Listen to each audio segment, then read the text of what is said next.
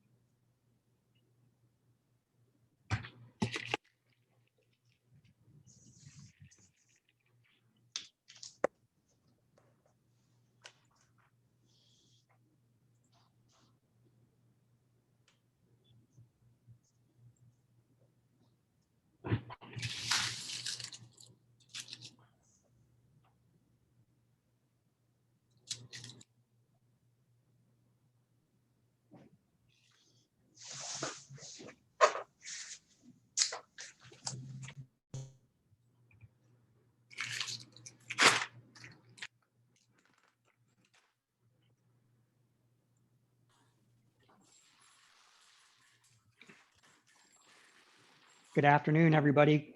Can Good somebody hear me afternoon. and verify my microphone's working? I can hear you, Brooks. Can you hear me? Hi, Keith. Hi, Brooks. I can sure hear you too. Hey, my mic's working, but I can't hear y'all. We can hear you. We can see you too.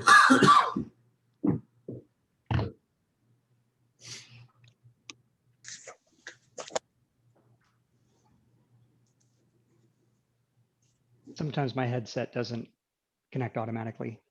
Hmm. Debbie, can Yeah. you say something? Yes, can you hear me now? Oh, it's still not coming through here. It's coming through my speakers. Yeah, there's under the mute, I think there's a way to switch it.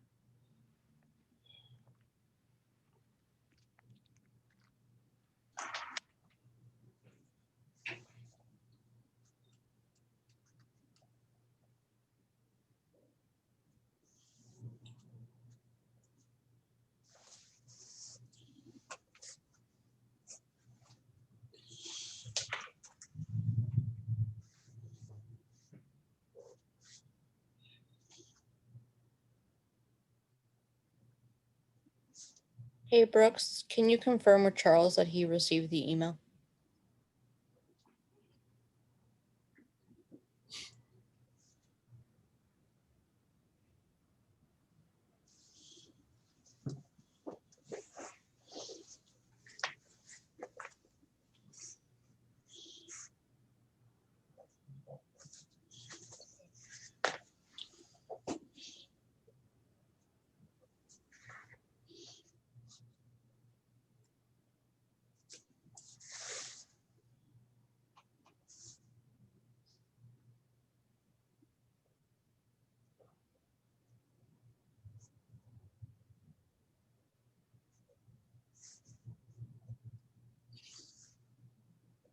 Brooks, John Hammond checking in. Brooke, something's wrong with your mic. It's not coming through.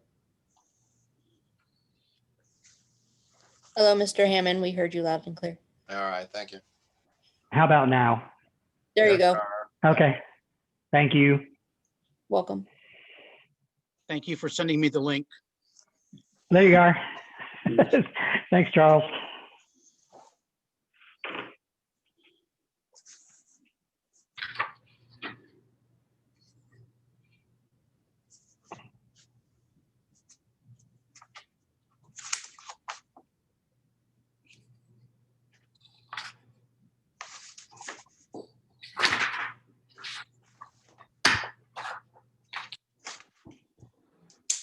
Brooks, if you want to test your screen share.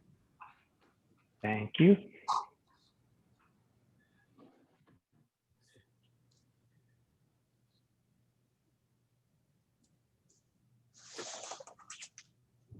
How's that? Perfect. Got it? Okay.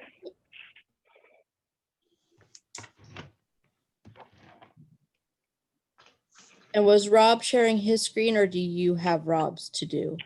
I do have Rob's, but I think it's easier for him to scroll through it. So if you could allow him to screen share, and he's prepared for that. Okay. I think he's set up. If we want to test it real quick.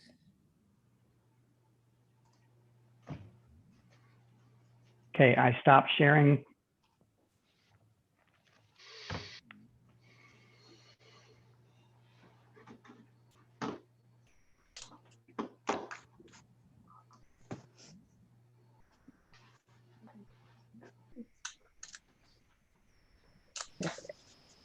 Yep, good, Rob. Perfect. Barbara, it looks like Jan Marks is in the attendee room, needs to be moved to panelist. Oops.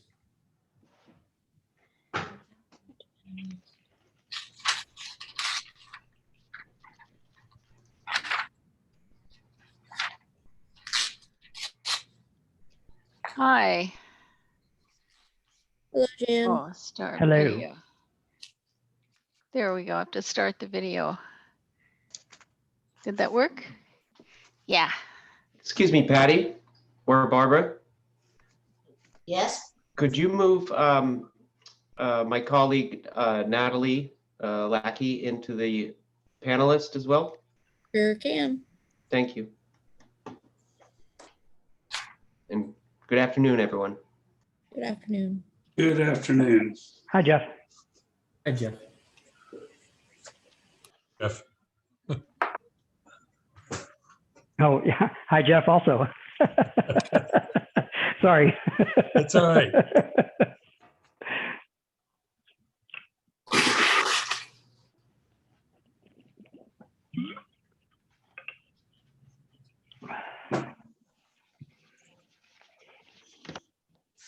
Brooks, are you going to welcome our new members or identify them for everybody or? Yeah, I discussed that with Robert, and I think he's going to take the lead on that. Got it. But yes, I would welcome them too. Brooks will put up some pictures of the new members, so look out.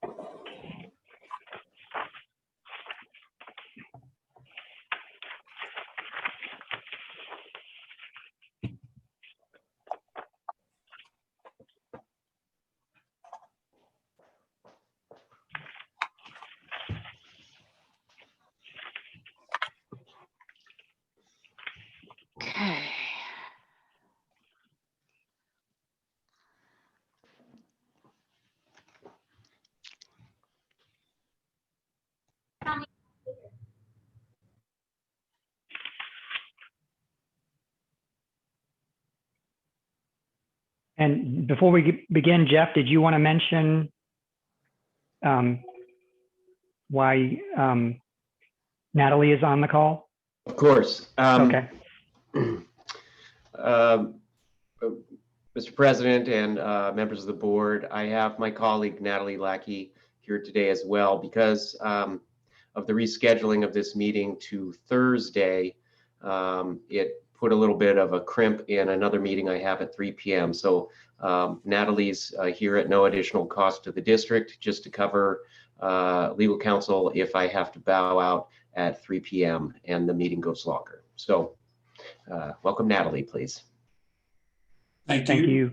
Hello, thank you. Hi, Natalie. Do we see Natalie somewhere in this? I am here. Oh, hi, Natalie.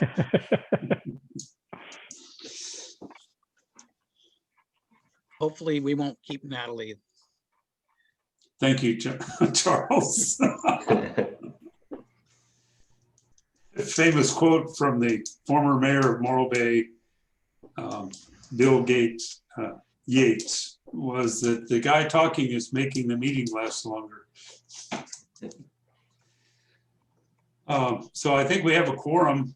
Brooks, are you ready? I'm ready. Yes, sir. I am ready. Okay, then I will call the meeting to order as your new president. And I'm going to ask John Pouchon. John, are you there somewhere? To lead us in the Pledge of Allegiance. I am here and I will certainly do that. Thank you, John. Hand over your heart, ready, begin. Pledge allegiance to Allegiance To to the flag, America. The United States of States of America. America. to the the republic, republic for which it Republic. stands, And one nation, nation under God, indivisible, indivisible, with liberty and justice. justice for all. good thing we don't have to sing happy birthday together. Thank you, John. And we practiced that at the executive committee meeting, and it's a little difficult, but I think everybody did a nice job. Thank you.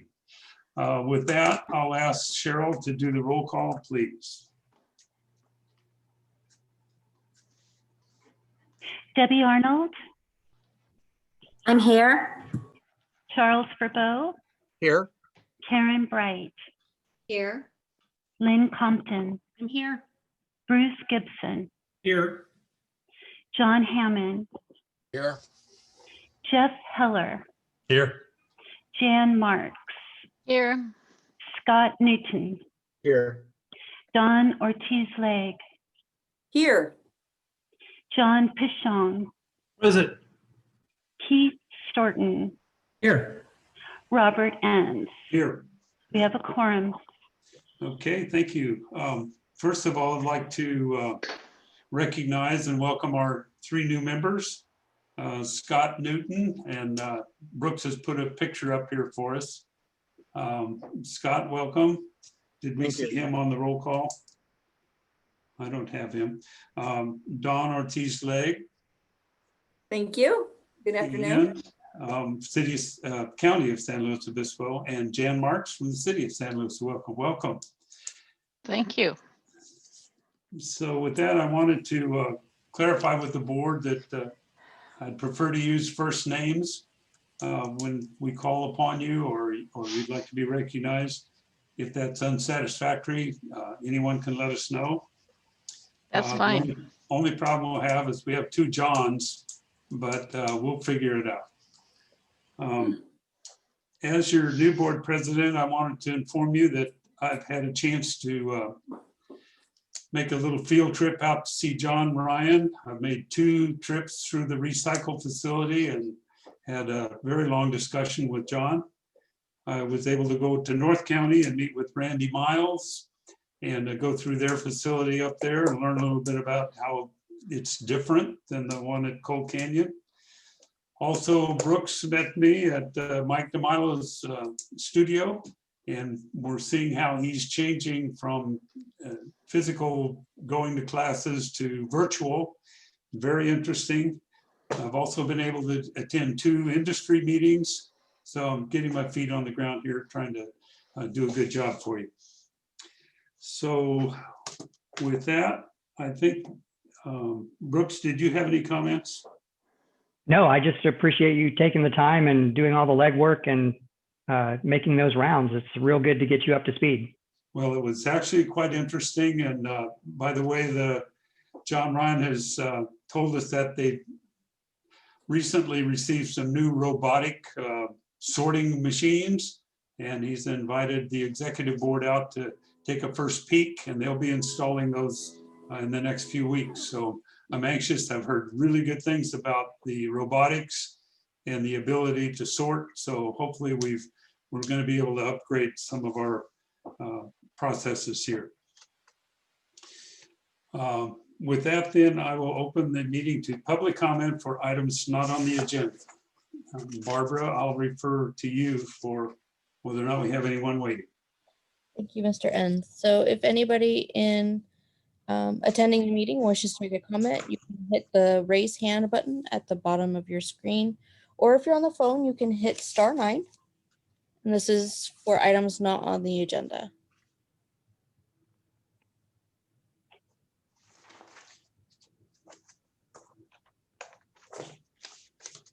And I have, oh.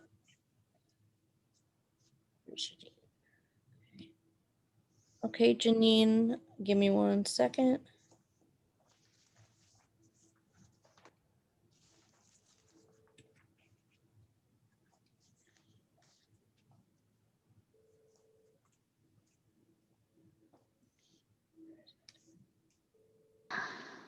There it is.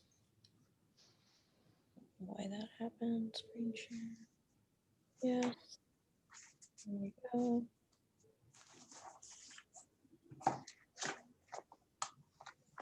Okay, Janine, you should be able to unmute yourself. I think I have. Can you hear me? Yes, we can. Okay, Yes, we great. can. So I'm glad to be part of the meeting today. And I want to thank all of you for what you do to get SLO County in line with the state mandates to regulate waste. As a resident in the city of San Luis, I'm grateful to your endorsement of this new strategic plan introduced today, the resources of the IWMA office, and excellent educational brochures to further the outreach to our communities.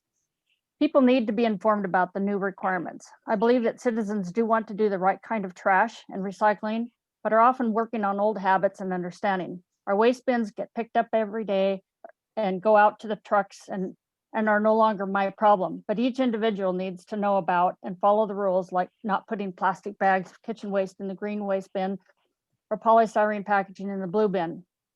I see the problems every Wednesday on trash day in my neighborhood of residents disregarding the guidelines.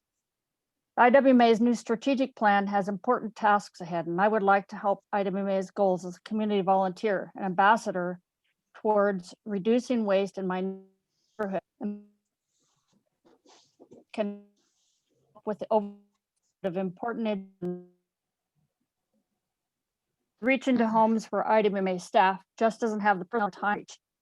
The strategic plan recommends community education that has been discussed at many IWMA meetings as being a better method to reach out to residents.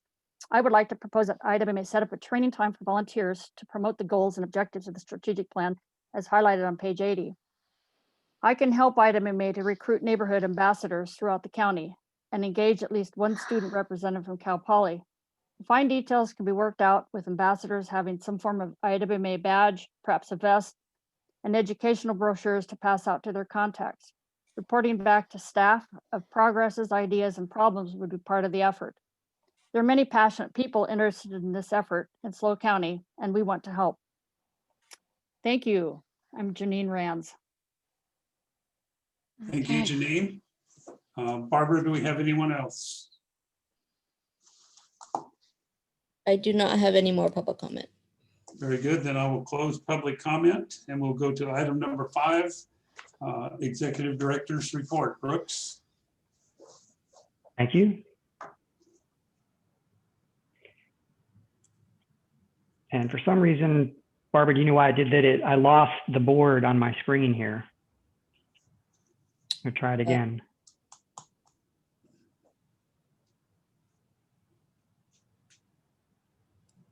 There you go. There we go. Okay, just a few heads up on some items here. And so please stop me if you have any questions or comments. But as we move forward with the strategic plan, one of the things that we need to do is align the JPA, the rules and procedures, and our bylaws. And as part of that, we have never as an agency adopted a rules of order or some of these basic guidelines for governing our meetings. And so I'm going to suggest that as we dig into that in a few months, that we talk about this and we look at adopting something formally. And I also want to mention our communications that are recurring. I think with 1383 rolling out, the main function of IWMA is going to be to communicate what's needed and what's going to transpire and get that information back. So we have a coordinated effort countywide. And so we have regular meetings with the college, with the industry folks, with the local task force, which is the public works directors and the city of SLO's solid waste person. And then we meet with the industry groups from the solid waste and recycling and legislative task force statewide. And then as needed, and so those are basically monthly meetings. And then as needed, we're meeting with SLO County Environmental Health about 1383 and the city managers, county manager, and the regulators.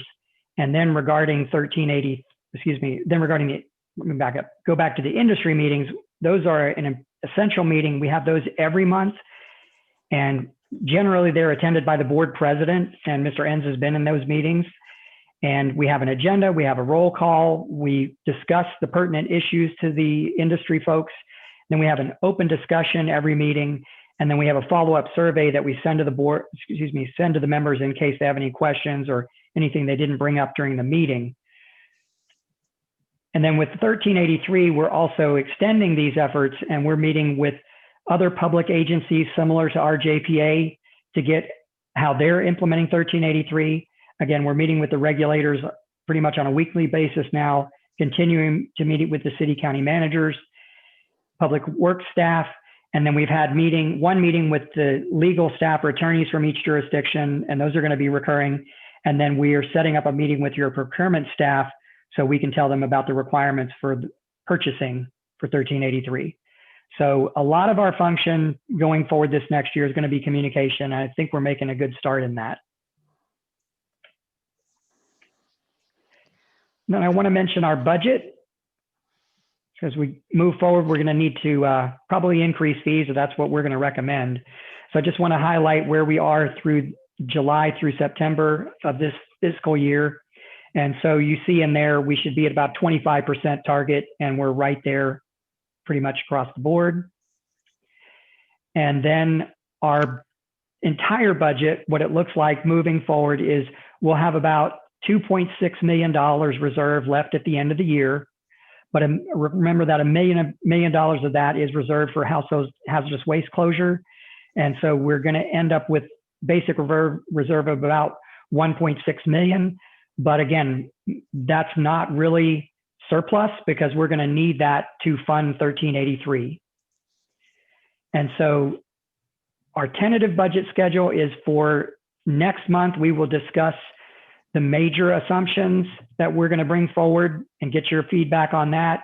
And then in March or April, we'll present the budget, get your feedback on that line item by line item, so to speak, and then make any adjustments that you give us, and then bring it back to you for approval in May or June before July.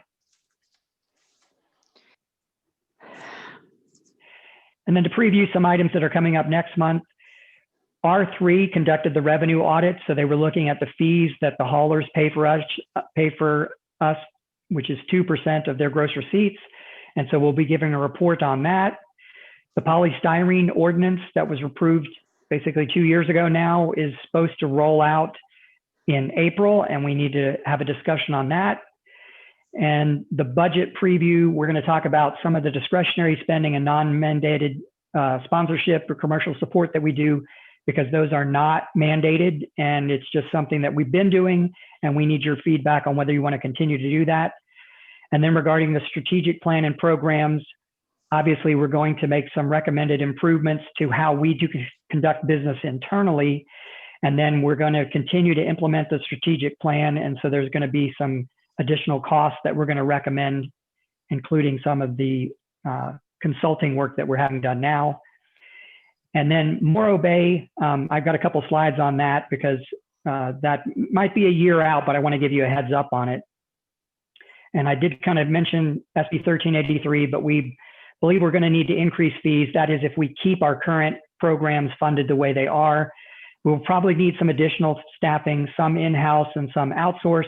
But again, there's some decisions that you need to weigh in on as a board of whether we want to do those internally or externally, or whether the haulers or the franchises can take on that for us, or there's a partnership there.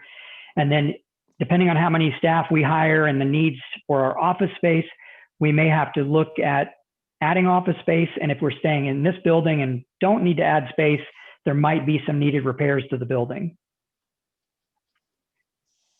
So let me go to Morro Bay HHW facility. This is a wastewater treatment plant that is owned, I believe, jointly by the city of Morro Bay and the Cayucas Sanitary District. And they're building a new wastewater treatment plant. And so this site is not going to be used anymore, I think the city still has not determined what they're going to do with it long term, but we're on that site. And so there in red is a picture of our footprint. And basically it's a very small footprint, but it's still an essential site, and it's our most heavily used site. And so customers drive in with the yellow arrows, get their load picked up, and then drive out through the red. And so we may need to, yes, Brooks, go ahead, sir. we're not seeing that second slide. Oh, I'm sorry. Are you seeing the red box? Yeah, yes, Yeah. now we are. Yes. Okay. And now did it switch to the yellow and red arrows? Nope. Not yet. Okay, it is on my screen. Hmm. Did it shift again? Not there yet. Oh. There we go. Yeah, Got it. there We it got is. arrows. Oh, now you got arrows. Okay, I was off that screen. So there's how traffic comes and goes. So we may need to put, if we stay in the same footprint, we would not want to interfere with their operations. So we might have to fence that area, or we might purchase another area on the site or do some improvements on another area on the site or something. But the city so far has been great to work with, and they've extended our lease for another year. So I'm just giving you a heads up that this is one of those things that we do need to look at and we need to plan for. Brooks, could I jump in here for a minute? Yes, sir, Mr. Heller. So this land is jointly owned between Cayucas and Morro Bay, and I'm on the subcommittee with Mayor Heading. And it's top of the agenda item for us to meet with the other partner, Cayucas, and discuss this issue. We think it's very important, and look forward to working to find a new location or a similar location to where it is now. Just wanted to let you know about that. Mr. Enns and I will be meeting with Mr. Heading and discussing this very soon. Thank you, Jeff. Yes, and we appreciate that. Mr. Heller's been extremely involved in this from day one, so really appreciate your help with it. Okay, did the slide advance? Yes. Okay. So one of the things you also want to talk about coming up with budget is the idea that you could reduce funding for our current programs, but we don't recommend that. And so I just want to spend a few minutes going over what we do so you can understand how essential this is for the citizens in the county. So one of the programs we do, and we don't talk about it too much in detail, is our household hazardous waste program. So you see on the left that we operate 6 sites that are open every week. Last year, we got almost 7,300 cars. And remember, the sites were shut down for about 2 months because of COVID. And Morro Bay was shut down for 3 or 4 months because of the wastewater treatment plant being on site and COVID. So these numbers would have been actually better than that had it not been for COVID. But we took in about 1 million pounds of material. And so this is not allowed to go in a landfill. And we don't want it in the garbage trucks either, because some of these things can cause fires. And that's been a kind of an epidemic lately of people putting their batteries, not disposing of their property, and causing fires in trucks and at the recycling facilities. But we also offer 517 retail take-back locations. So we're providing helping provide a bucket or a location that's open 7 days a week for people to take back common items common items such as batteries or fluorescent tubes and paints. And then we're offering service to 280 small businesses that can drop off their material at our HHW sites. Now they're a small business, so they pay for that, but they're not having to pay for the mobilization charge where there's additional fees, and they're getting our lower rate or high volume rate for disposal. So we think the HHW program, not only is it mandated, but it's a really strong program. It's helping citizens and it's helping businesses. And we want to encourage you to continue to fund that the way it is. And then to talk about those sites further, we get inspected by SLO County Environmental Health. And just to let you know, we've had 5 of the 6 inspected as of today, and there were no violations, no issues at any of the sites. So our contractors are doing a great job in partnership with us, keeping them in compliance. And another good news item here, so you know how students are having to work from home to do their school, and a lot of them don't have laptops or can't afford a laptop. So our e-waste service provider, electronic waste service provider, is Corporate E-Waste Solutions, and they're taking some of our laptops and refurbishing them and then donating them back to schools and needy kids. And that's happening in the county. And then also the other part of the program that we don't talk much about, but we think is important, and again, we want you to continue funding this, so we want to spend a couple minutes on it, is our small business and multifamily outreach program. So this is the slide that you have seen, that we meet about 4,000 businesses at their site annually. And this is the numbers for November.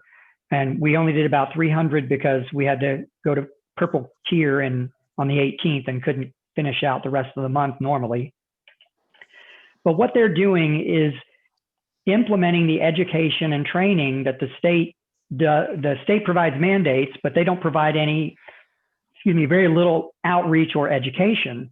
So they pass a law and they don't really tell the businesses that they did it. And so the 3 biggies that affected businesses were these 3.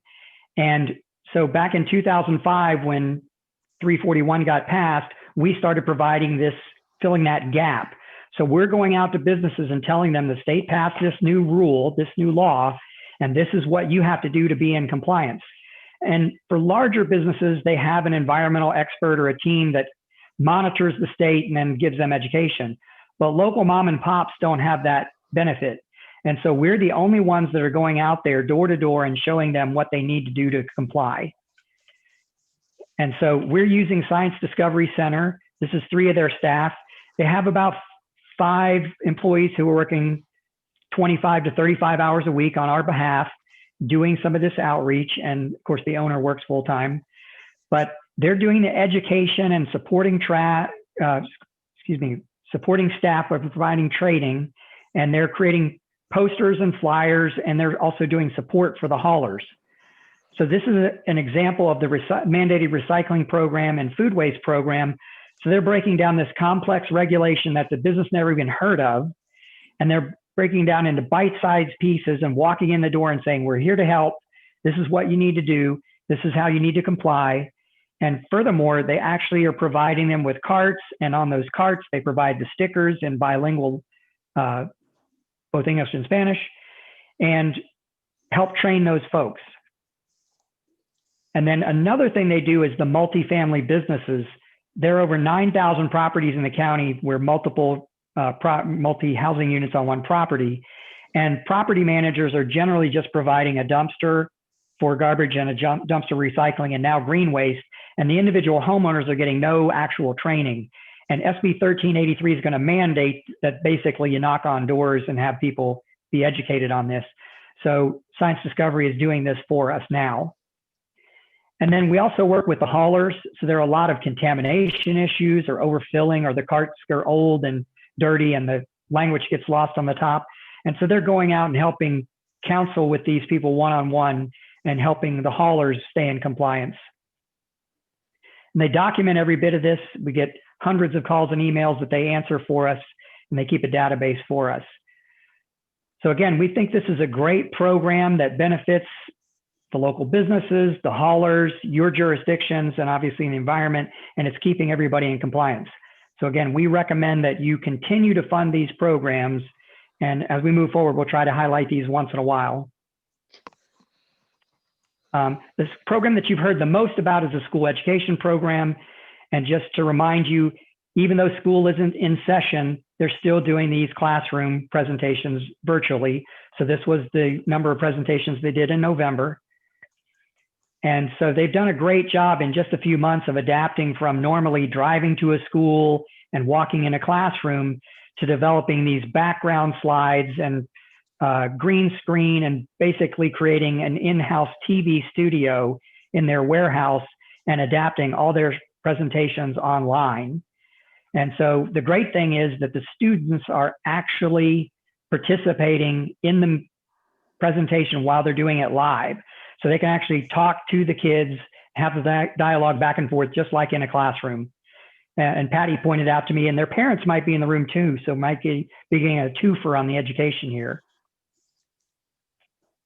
And of course, we do some follow-up surveys after each presentation. And of course, teachers love it and they appreciate the content because it mirrors what the state mandates as far as curriculum.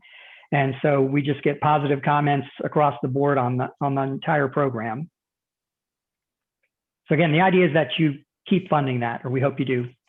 I just want to mention the executive committee meetings. So this is the schedule that they adopted going forward, and the entire board is welcome to these meetings anytime you would like. We did move the time from noon to 11 a.m.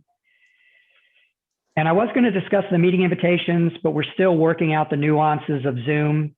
But what we want to try to do is send you a link so that you can import the entire 21 calendar or all the webinars to your calendar and then just click one link. So when we get this ironed out, we'll get this to you. I also want to let you know we applied for 4 grants. They'll total $870,000 if we are awarded those. And it's everything from refillable water bottle stations so you can keep using your same bottle and not purchase a throwaway, and the curbside oil collection program, which is going strong, and then some improvements for C&D recycling at Cold Canyon Landfill.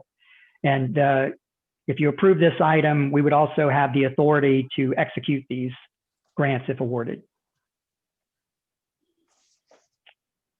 And if there are no comments, then I'm through with my oral report. Thank you, Brooks. I'll ask any comments from board members. Yes, please. Karen Bright here. Karen, please go ahead. I would just like to comment on the education portion or in the schools. I think that that is a marvelous thing, a great opportunity. I just remember when my children were in elementary school, they were rabid about the recycling program. So I think that is something that we certainly should encourage and continue. That's it. Thank you. Thank you, Karen. Anyone else? Jan Marks? Yeah, I had a question. With AB 1383, it's a state mandate. And you mentioned that we need to set aside $1 million or, preserve that in order to implement it. If it's a state mandate, are we not getting state money?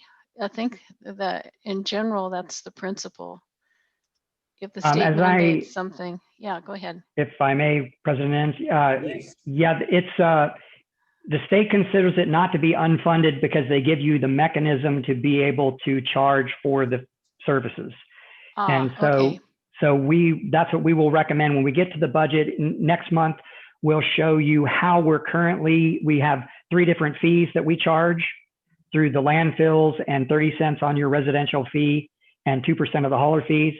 And so when we get that report from R3 on the audit, they were going to weigh in, and Rob Hilton's also going to weigh in, our consultant, and advise us on ways that we can secure additional funding. Thank you. Mr. Anyone Chair, else? John? John? Yeah, Brooks, you mentioned about our reserves and with regarding the 1383 coming on board, is that going to be, in your opinion, more labor? I mean, you mentioned different things. I'm more concerned about the devastation, you might say, of the reserves when we get into this. And I think that's kind of important to understand where we're going. And are you thinking of more staff, or what exactly are you thinking here? It's going to be a mixture of staff and outsourcing. And those are some of the details that we need to work through with the board and with the jurisdictions and with the industry folks to see who can do what and what is basically, I look at it this way, what's the best business case?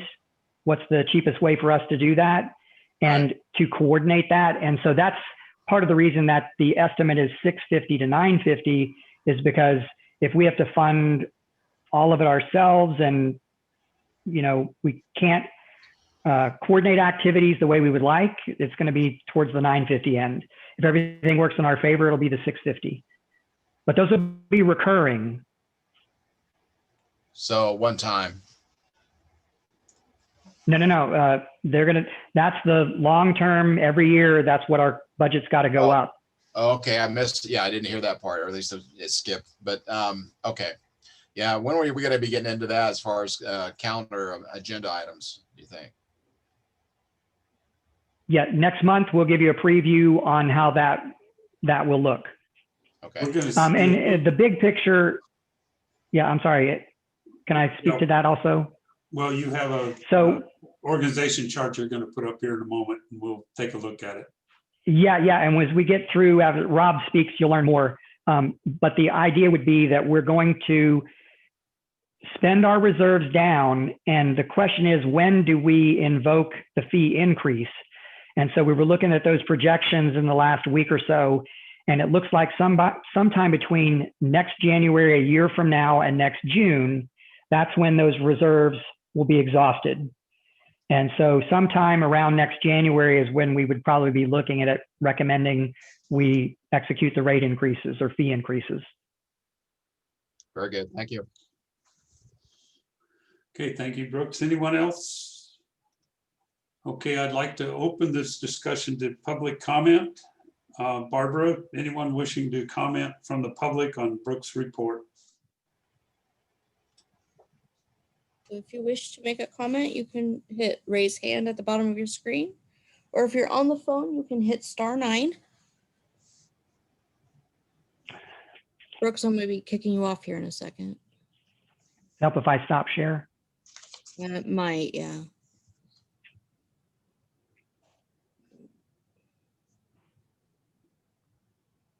Okay, Janine, let me share the screen and you can unmute yourself. All right, Janine, are you ready? Yes. Okay. Thanks, Brooks. That was great. I do appreciate, and I've been paying attention that so many kids, students in the schools are getting this education. What I don't find is that it's passing down through mom and dad to the waste bin. And then half of our neighbors are senior citizens that don't get this instruction, and they don't have, grandkids coming around. So that's why I'm promoting this ambassadorship idea. So that our neighbors get this. This is last week. The wine bottles and other glass bottles were in the trash. The lady's gray bin was right next door, right beside it. And so why? The kitchen waste was in a green plastic bag. In the green waste bin, the Christmas tree was right beside it and could have easily fit in the bin, but it was on the street. So people just aren't aware and need to know. So thanks. Thank you, Janine. Barbara, is there anyone else?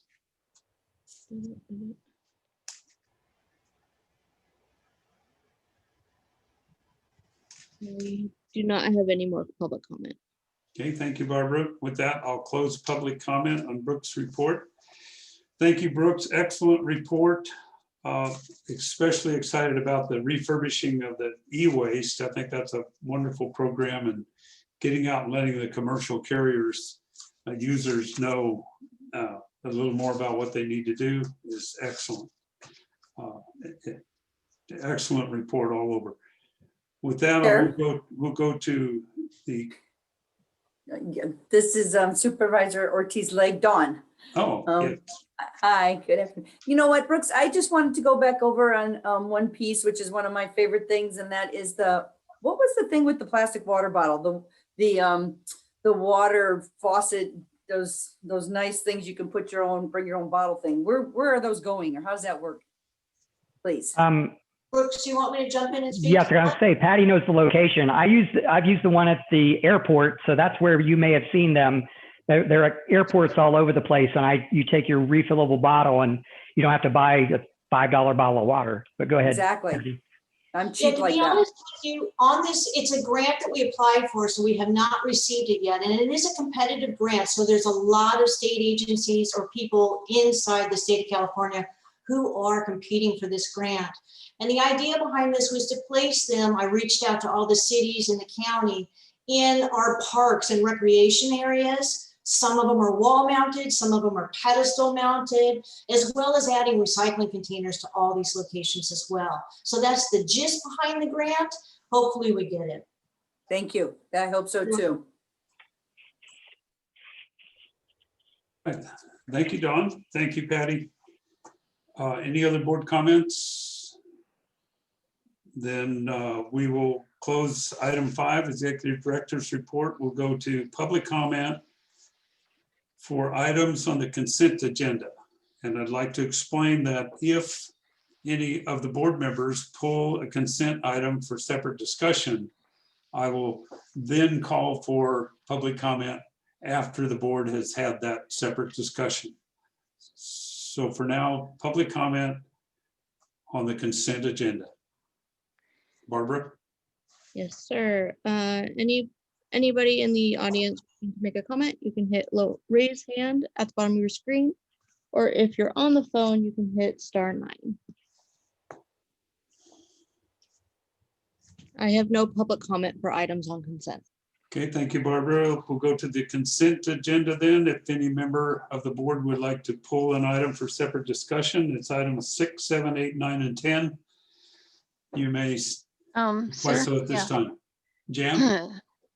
Yeah. Do you want to be Robert or Bob? How do you go by Robert? I'm a Robert. Okay, Robert. Since I was not on the board, this is my first meeting. Today, I am going to recuse myself from the minutes of past meetings. Okay, our attorney says that you can vote on those, but you certainly can abstain. So that would be items 6 and 7. So what we'll do is we will take items 6 and 7 separate, and then we'll have a separate motion on 8, 9, and 10 unless someone else wants to pull an item. Robert, I had a question on 10. Yes, John. Like just a quick staff report from Brooks on 10. Okay, we'll pull 10. Excuse me, President Ans. Yes. You don't need to pull that item if the executive director can simply answer questions. Okay. Yeah. Brooks? Yeah, happy to speak about this. So we had $40,000 in the budget to do local grants that are unique and promote diversion. And they were $10,000 a piece. And we had a whole bunch of interest, and several of them had merit that were not approved because maybe of a technical glitch, or they didn't line up exactly with our language in our initial offering. And so we awarded 3 last month or a meeting ago. But there were so we had $10,000 left over, and then there were several more ideas that had really good merit, and we would love to fund those. And so it's up to you if you want to do that. But do you want me to talk about what a couple of them might have been? I don't know if that's appropriate or not. They're really good ideas and promoted it. Yeah. Okay. So one of them really liked was Cal Poly. They were looking at having a system where you can get a reusable food container, for example, like at the downtown Slow Farmers Market. And instead of having a throwaway container at every single booth, every booth has the same type of reusable container. And then there's either a barcode or an RFID chip in it, so that when you pay for it, you paid the 20 cents or so to use it. And then when you leave that area, you can put it into a reverse vending machine and it can scan that and credit that money back to you. So you didn't have to, basically the cost of the container was almost minimal, and the containers pay for themselves. The other one was the city of SLO wanting to do a 90% diversion campaign, almost a zero waste campaign, I believe they would call it. I'm trying to remember what the third one was. Can't remember off the top of my head, but there were several good ideas out there that just didn't make the cut because of one reason or another, and we were going to try to see if the board was interested in doing a second offering. Okay, so you're trying to spread out the funds throughout the county and as best possible then? Yes. Okay. All right. Thank you, Robert. That's all I had. Okay, Jeff, can I ask you, should we open this item number 10 then to public comment? I believe you took public comment on, just take public comment on 10 along with the rest of the consent items that you're going to take. So I believe you already took public comment on these. Okay, then we would need to have a board motion for approval of items 6 and 7 first. I'll move approval of items 6 and 7. Hammond seconds. Okay, we have a motion and a second. Any other board discussion? Seeing none, Cheryl, you'll do a roll call vote, please, on items 6 and 7. Yes, I have a motion to accept 6 and 7. Charles Bourbeau is the motion. Second is John Hammond. Mr. Bourbeau? Yes. Mr. Hammond? Aye. Ms. Arnold? Yes. Ms. Bright? Yes. Ms. Compton? Yes. Mr. Gibson? Yes. Mr. Heller? Yes. Mr. Newton? Yes. Ms. Ortiz Lake? Yes. Mr. Pichon? Yes. Mr. Storton? Yes. Mr. Enns? Yes. Motion passes unanimously. Thank you, Cheryl. With that, we'll need a motion for approval of items 8, 9, and 10. This is Keith. I'll move approval of items 8, 9, and 10. Thank you, Keith. Second. I'm sorry, was that a second by you, Mr. Bourbeau? Yes. Okay, thank you. Ms. Arnold? Yes. I'm sorry. I'm so sorry. Let me start over again. Mr. Storton? Yes. Mr. Bourbeau? Yes. Ms. Arnold? Yes. Ms. Bright? Yes. Ms. Compton? Yes. Mr. Gibson? Yes. Mr. Hammond? Aye. Mr. Heller? Yes. Mr. Newton? Yes. Ms. Marks? Yes. Ms. Ortiz Lake? Yes. Mr. Pichon? Yes. Mr. Enns? Yes. Thank Motion you. passes unanimously. Okay, thank you, Cheryl. With that, we'll go to item number 11, and we'll be looking for Rob Hilton and Morgan McCarthy. And Brooks, do you want to briefly introduce this topic? Sure. So at the last board meeting, the board elected for us to proceed with the strategic plan, but with a mandates only approach. And so Rob Hilton is going to talk us through the next steps of that. And basically, I think if you have any questions, we'll be glad to answer them. Well, good afternoon, board. While I get this set up for us, I hope you all are doing well in this new year. So it's been a real pleasure working with you to develop this strategic plan over the last year. It took us a little bit longer than we planned with some interruptions for sheltering in place, and really appreciated all of you that came out and met with us to have that in-person strategic planning meeting when we were able to. I think what we've come up with is a really good first strategic plan for the organization. I think we ended up with a really solid mission and vision and values for the organization, and some good objectives that guide the implementation of this plan. What we've done over the last couple of months since we met last was to work with Brooks and Patty and Jeff and really flesh out what it would take to accomplish those strategic objectives that you outlined for us. And so this presentation is to talk about the elements of the strategic plan that fulfill the objectives of the strategic plan, some of the schedule for that, and the resource impacts associated with it. So with that, I will dive into an overview of the strategic plan. So the first element of the strategic plan is the mission statement. Our mission is to provide coordinated efforts to comply with state waste and recycling policy on behalf of member agencies through practical, cost-effective programs, education, and technical support.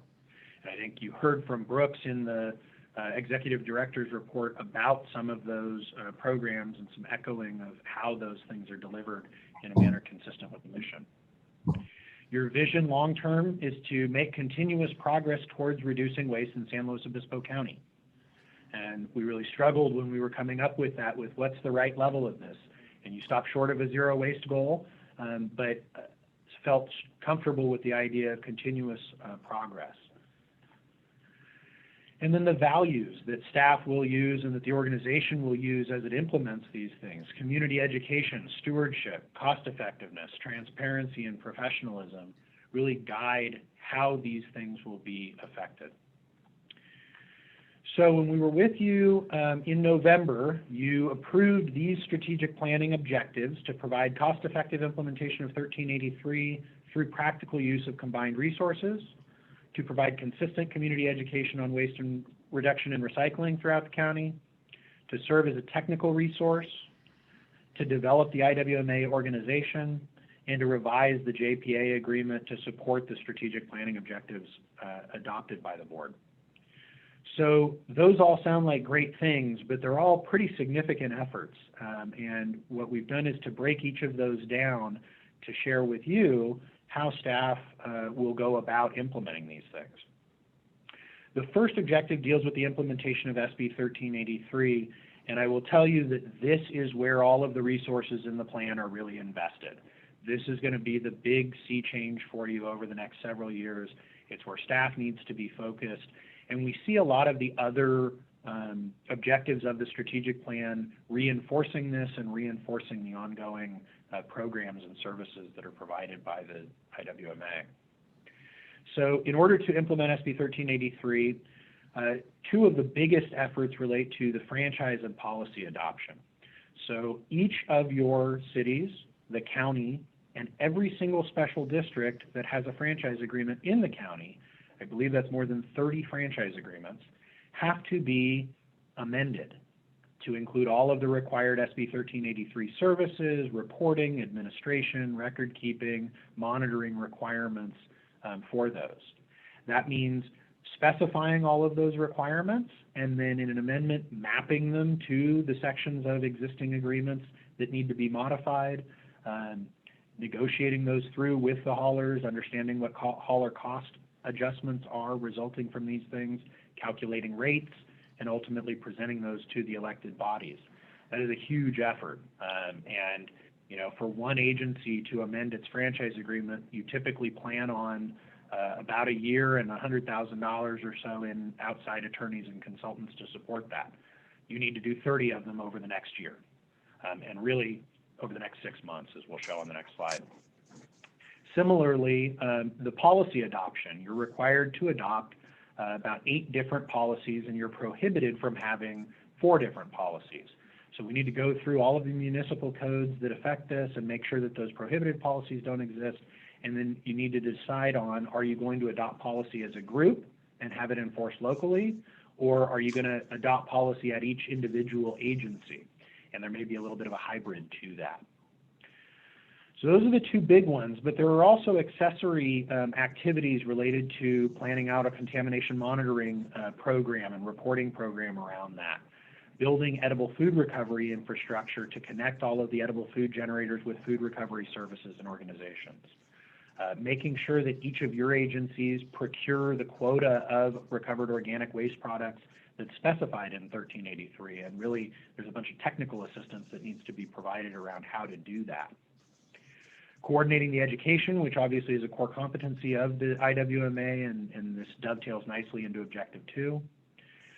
Managing the record keeping and reporting systems. We talked about the impact on the franchisees, but there's also impacts on all of the facilities, on all of the individual cities and special districts and county, to funnel reporting up to the IWMA so that it can be reported to the state and audited by the state when they come down.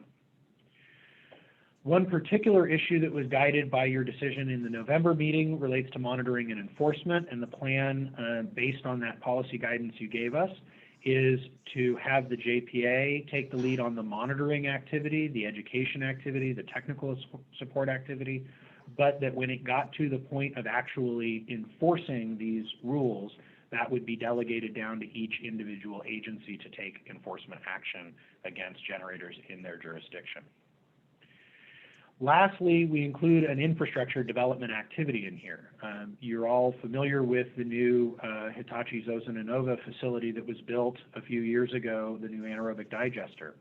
It's a great facility, but given our projections of how much organics are going to be recovered as you implement SB 1383, we find that you're going to need additional infrastructure beyond that facility and the existing composting facilities in the county in order to handle that additional organic demand.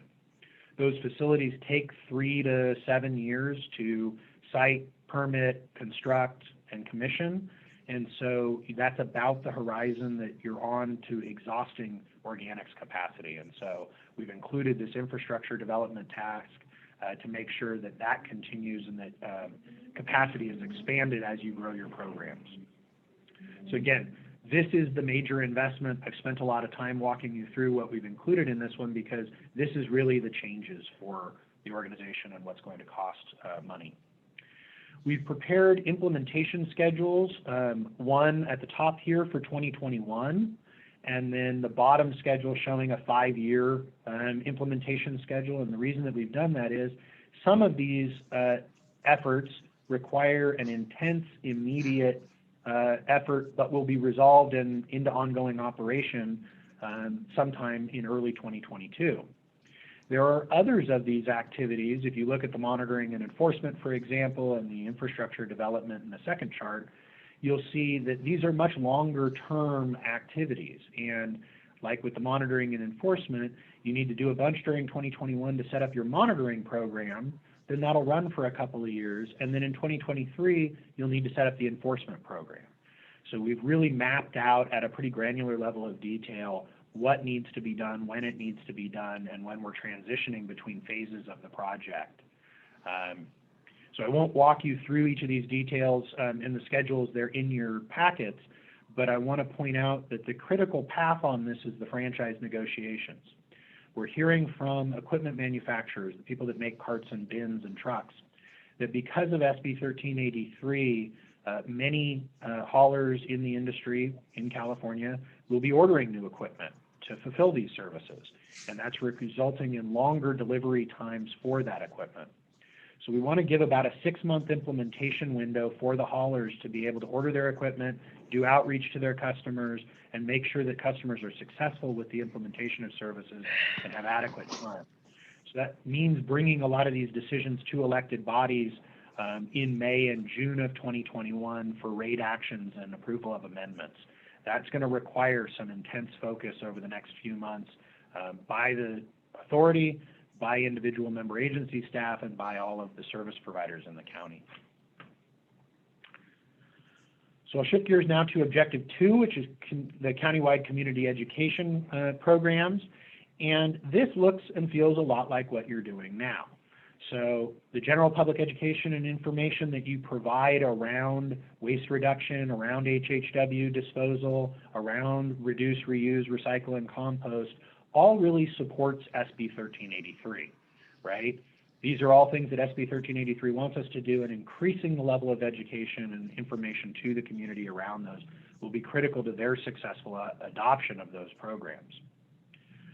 Then the targeted outreach to businesses and multifamilies, Brooks talked about in his intro earlier, and that will be a critical program to making sure that those businesses and multifamilies that have relatively complex requirements understand what is needed and get the training to successfully implement these food waste programs. And that's not just implementing food waste to restaurants where they know what to do with food waste and they have a fair bit of it. It's helping businesses that have much harder food waste situations, like auto body shops that only have a couple of people's sack lunches, or real estate offices where it's a similar sort of dynamic. There's targeted specialized education and technical assistance that needs to be provided for these folks to adopt the program successfully, and continuing that's going to be critical in 2021. The youth classroom education, Brooks talked a fair bit about, so I won't go into a lot of the details, but again, really good for making sure households are participating appropriately in programs. And then the facility tours, when people see where their material goes when it goes away, they really start to get a different appreciation for how to interact with materials and how to participate in these programs. Again, there's some phasing to these, and really we think, using the summer period to retool the school-oriented programs each year and plan, develop, articulate, and then re-implement is important. For the general public education and the targeted outreach, what we're showing here is retooling those programs to focus on 1383 implementation support during 2021, and then in future years, sort of going back to what you guys have been doing traditionally, but incorporating more of that organics-focused education on a go-forward basis. Objective 3 had to do with being a technical resource to the industry, and you heard in Brooks's presentation earlier, there are a number of different ways that you're already doing that. Through the local task force, which is obligated by AB 939, but is also an important forum for coordinating capacity planning. And as you think about expanding capacity for organics handling in the county, this is going to be a key group to work with. Similarly, that industry working group is critical. They are the boots on the ground making all of this happen. Engagement with them is very important, and really immediate engagement with them around the new services that are required is going to be critical as you launch into this.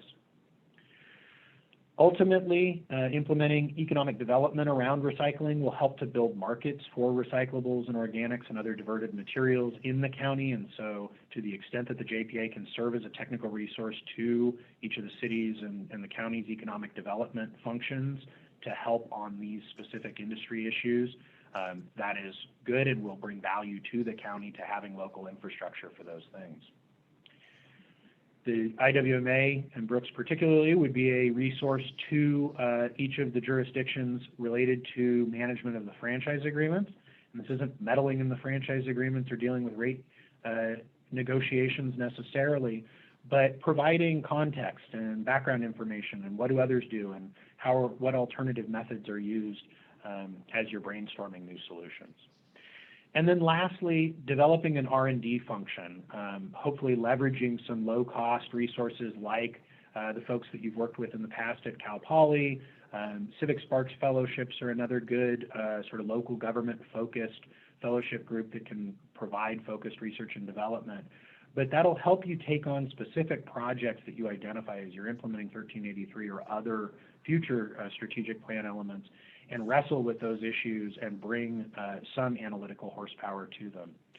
This is similar to what was done for you guys over the last year on the beverage container redemption research that the Cal Poly folks did. So in this, what you'll see schedule-wise is that those local task force meetings and industry working group meetings are really critical in 2021, and they'll happen monthly. After 2021, once SB 1383 is implemented, those meetings could go to a quarterly cycle and probably be adequate. With the economic development, because of the demand for your internal resources over the next couple of years on 1383, we're not recommending starting that in earnest, but taking more of a passive role in that until about 2024, when you should have more bandwidth to take those things on after 1383 is implemented. Similarly with the R&D, unless something really comes up that serves your interest in SB 1383, we think it would be good to delay implementation of that until you have a better handle on the 1383 implementation. And then again, with the franchise management, we think there's an intense activity around that during 2021 as the new amendments get done, but then it goes into sort of a maintenance mode in the out years. Objective 4 is to develop the IWMA organization, and this is a lot of nuts and bolts stuff, so I'm going to go over it pretty quickly. Developing the systems and procedures, and a lot of that work has been done over the last year as we've been developing this plan. Organizational awareness, building the brand of the IWMA and making sure that the folks you're interfacing with, whether it's businesses you're providing technical assistance to, schools, the HHW program, that people know who you are and what benefits you're providing. There's an onboarding manual that's been developed, but building that out for more audiences and making sure that folks that interface with the IWMA know what those functions are and what the mission and the vision and the values of this organization are. Developing a recruiting strategy. One of the challenges that you guys will have in San Luis Obispo County is you don't have a lot of homegrown industry expertise. And so because of that, having a development strategy or recruiting strategy to build that talent locally and employ that talent locally will be really critical. And these other two programs, the training and industry certifications and the internship program, should support that. But there's a recognition that you need experienced folks soon, and you don't have a wealth of them there locally. And so thinking about how to bridge that is going to be critical, and thinking about how to do some homegrown will be critical.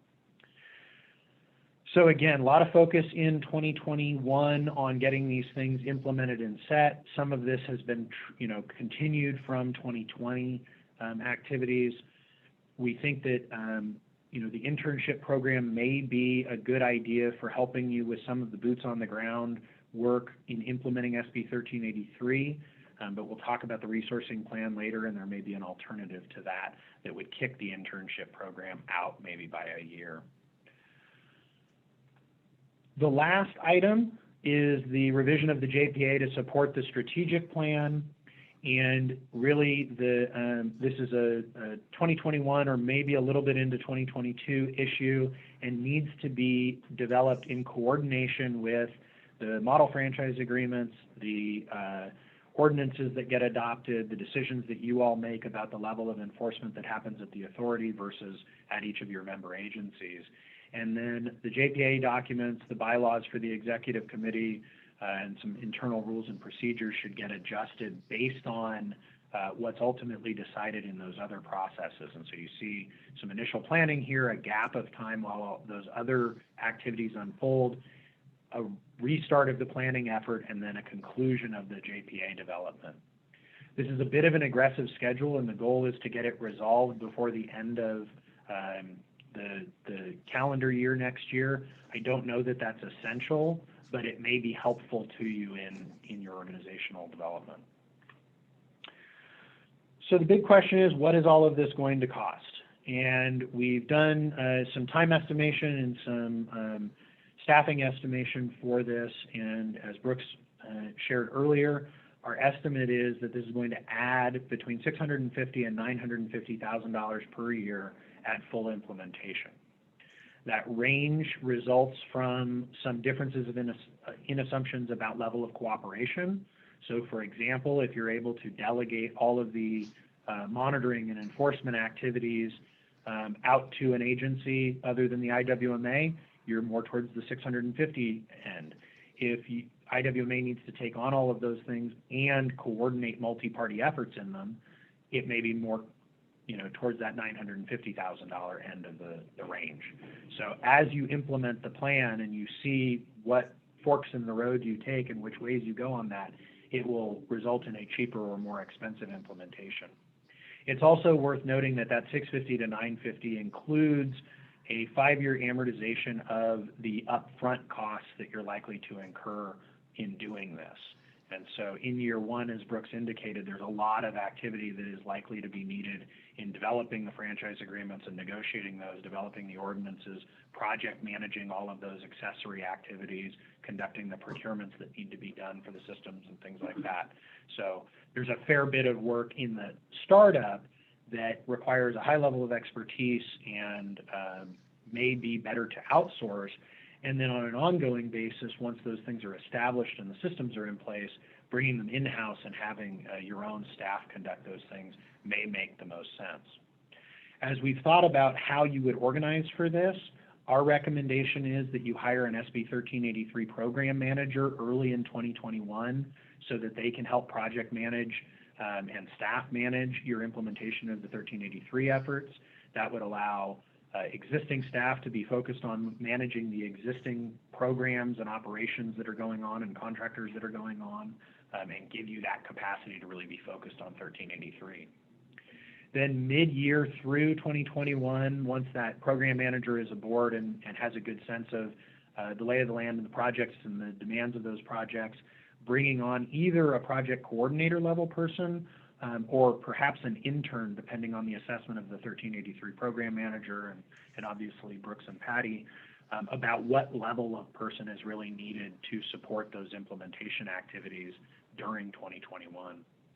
The other thing that you're likely to need during 2021, maybe in Q3, is someone like a management analyst that would be responsible for implementing all of the tracking systems, all of the data systems that are required, both for the existing programs like your HHW system and AB 939, but also the new requirements of SB 1383 and AB 901.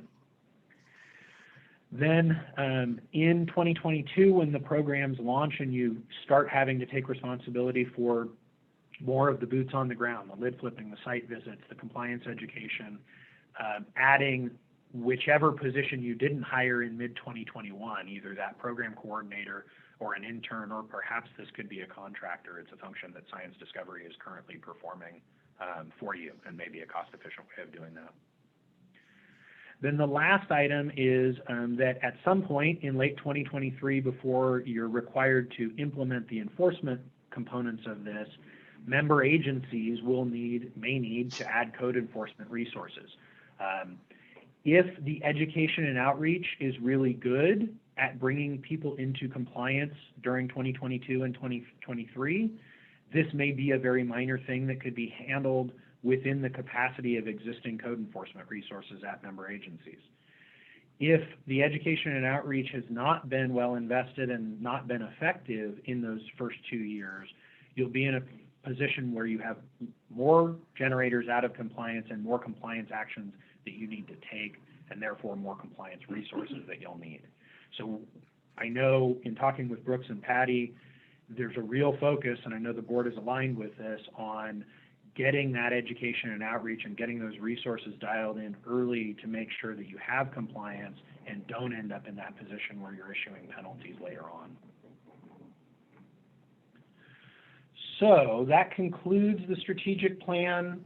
We're asking the board today to discuss, and if any amendments are needed to those strategic planning elements that we're proposing to achieve the objectives, let us know. With any modifications you may make, if you could approve the strategic plan elements for us today, then we will go back working with staff to develop the strategic action plans, the specific staff level work plans for how to implement each of these 39 elements. And then we'd also ask that you direct staff to begin implementing the strategic plan, including authorization of anything that doesn't require additional funding right now. There are a number of items on the critical path that staff can be working on and wants to make sure that you're aware that they're doing that. So that concludes my report, and I'm happy to take any questions from the board or public. Okay, I'll open this to board discussion. You can direct your questions to Rob or to Brooks. Please go ahead. Jan? Yeah, I had a question about Cal Poly. Can they do on-site composting under this plan, or would that all that food waste have to be hauled to a centralized location? And I guess that would also apply to jurisdictions that have more land, certainly than the city of San Luis Obispo. Are we talking about something that needs to be centralized, or can the composting be done on site? It's a good question. There is a raft of state regulations around where and how you can do composting. In general, you can do by right composting of your own material on your own property. As soon as you start taking material from somebody else onto your property and handling it, or as soon as you start selling compost to someone else, you become regulated by CalRecycle and you need a composting facility permit and a solid waste facility permit. Okay. So yes, Cal Poly could compost material generated on their facilities at their property using their own equipment and people. In general, though, the most cost-efficient approach is to build large-scale anaerobic digestion and composting facilities like you have throughout the county currently to handle this material. It's the most cost-efficient way to do it. Thank you. Rob, could I interject something here? When I visited Midstate, they told me they had a composting facility out in Creston, and I was not able to get out to see that, but I think it's more on a commercial scale. And I know they were selling some composting products right there in their yard. So there are currently some facility that can do this, but and I've also visited the Hitachi Shoujin digester, and it's a little different animal, but I think there's facility, we know how to do it here in this county. We just need to expand it.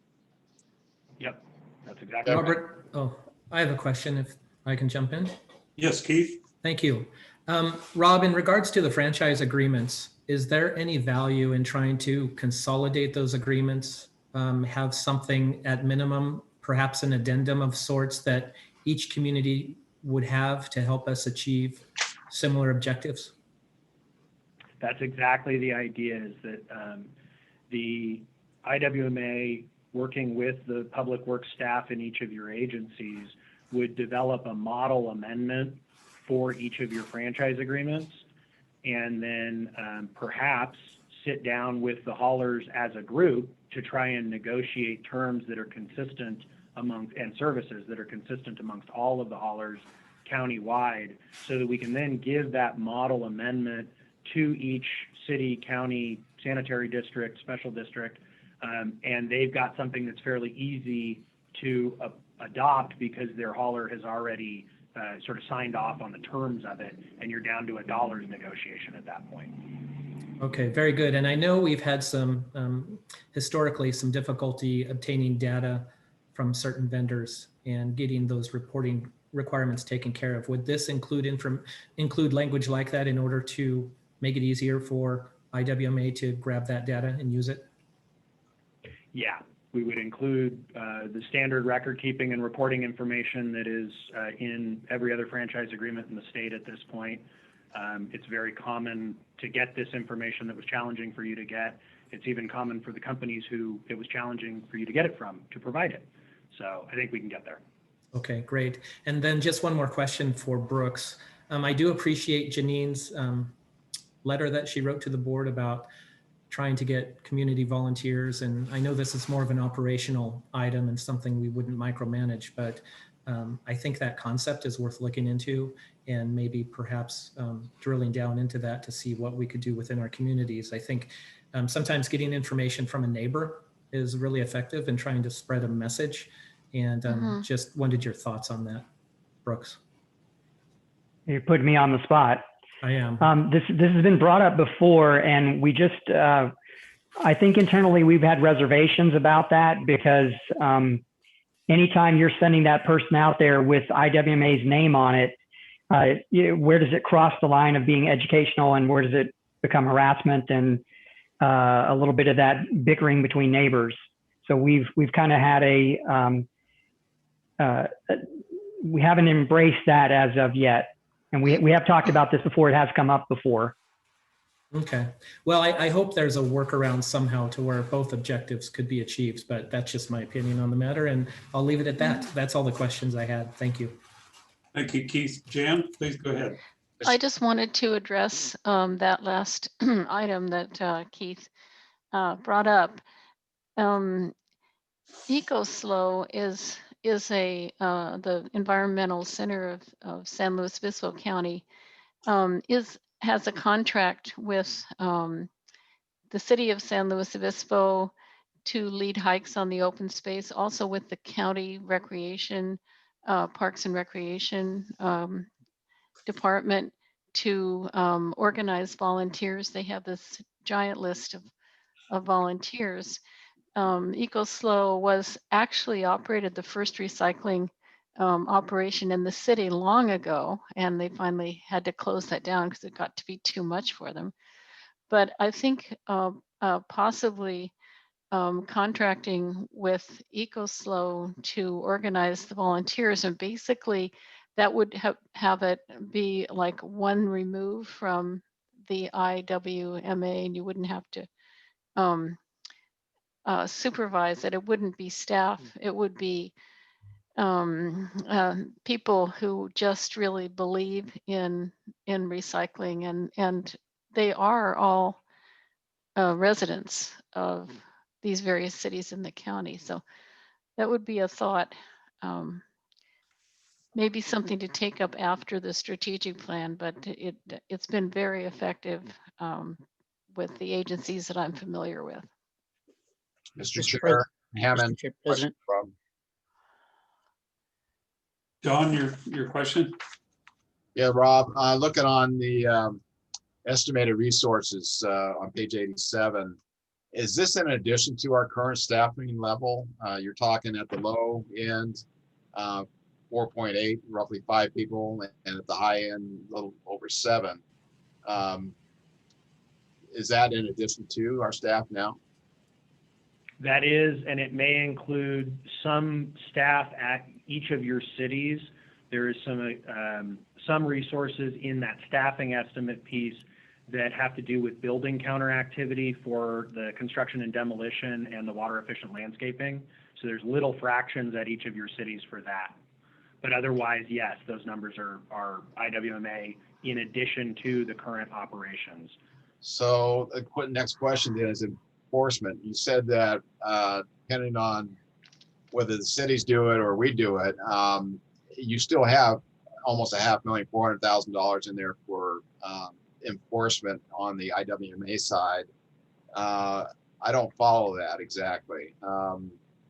Why do you think we would have? Yeah, that's the monitoring. So the idea is that the IWMA would do everything to manage this right up to the point of delivering the case to a code enforcement person. So they would do the initial monitoring, the ongoing monitoring, the initial inspection if there was an issue identified, and sort of prepare the case, as it were, from an educational perspective. They want to go in and reach out to those folks and try and correct it before it becomes an enforcement issue. But if when they go to correct it, they're told to pound sand, then they'll need to package that issue and hand it over to the enforcement folks. So this is to do all of the lid flipping, all of the annual desktop and in-person assessments of sites to make sure that they have services. This is to do the work to understand if edible food recovery generators have contracts and are storing the edible food in a safe way, all that kind of stuff. So the enforcement, quote unquote, should be articulated out, and we could do this into monitoring, inspection, and sort of the pre-enforcement activity. Yeah, you might want to rename that then, because it kind of misleading there, just enforcement only, sounds like. So, yeah. That's all I had, Robert. Thank you. Good point, John. Thank you. Mr. Enns, you have Mr. Heller and Ms. Arnold with their hands raised. Mr. Heller, please go ahead. Thank you very much, Mr. Enns. So in looking at this, I keep thinking about the rate increases and what the impact will be, particularly with respect to expansion of the anaerobic digester, which will probably be a significant outlay of funds. Wondering if we should be including that element in this strategic plan, at least something to discuss and pursue funding, which might take long-term applications and so forth to expand that digester. And it sounds like within a few years we're going to need that. Is it premature to have that part of this plan? We were deliberate in not estimating hauler costs because each of your haulers has of the haulers in the county, each of them have different cost structures, each of them have different fee loads that their cities place on them. And so developing a cost estimate for what will happen at the collection level was going to be prohibitive, and frankly, would not have been in the interest of the ratepayers to disclose publicly what we think that number is before the haulers put their number on the table. So we have not yet done that publicly. I think it is a good idea. What about the capital improvements? That'll be funded through the rates. So any addition to infrastructure, we're assuming would be conducted by the private sector, not by the IWMA. And so we haven't included that. We have included the costs of your involvement in the planning process and development and sort of nurturing of bringing that forward, but not the actual CapEx for the facilities. So who will be paying for the capital improvement? It would be done by the private sector and then borne by the ratepayers ultimately. Okay, so what I'm asking for, Rob, is shouldn't we be looking at that now and have a placeholder for that, or be looking at funding to make that expansion? 3 years down the road is not that far away. I think we should be talking about that now. That was my question, whether we should be talking about that now or not. It's in the strategic plan. The infrastructure development task is in the strategic plan, and that includes, a wide range of things, including, you've got to find a site where something like this would work. Some of your existing sites are expandable, some of them aren't, so you may need to find new sites. Then negotiating with that operator over technology. Are you going to do an open windrow composting facility or an ASP system, or are you going to do something I'm like talking specifically about the existing digester that we have. Isn't the plan to expand that or not? My understanding from the tour that I had of that facility was that it is not subject to significant expansion of capacity. Oh, okay. That they're sort of hemmed in there. Okay. Yeah. Okay. So yes, it's very much part of the plan, and we need to be thinking about it. Okay. Thank you. Those are my comments and questions. Thank you, Mr. Enns. Thank you, Jeff. Anyone else? Questions for Rob or Brooks? You have Ms. Arnold and Ms. Ortiz Legg with their hand raised. Debbie Arnold?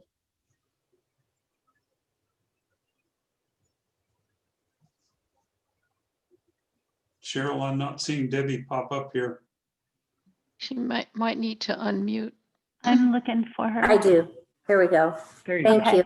There you are. I really want to thank Rob for the strategic plan and the way you've organized this. I think you did a fantastic job. I'll say that. And then my question was along the same lines.